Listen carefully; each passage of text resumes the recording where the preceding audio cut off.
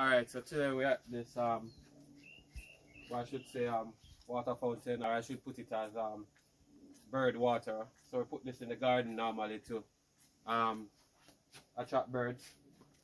But what I found out from the other day is not only birds that go there, sometimes we have all sorts of animals that come here. So the first thing that I did here was to put a camera trap to document birds or any other animal that come in.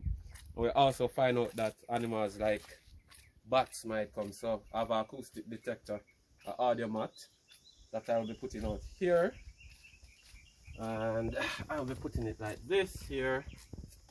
Let me see, pretty cool. Okay, all right,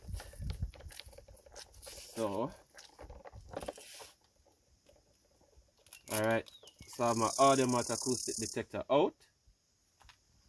Alright, so that's down there. See right there. So we're just gonna see what kind of birds and bats come in. So this is the cool stuff. Again, we're doing stuff like this at other gardens.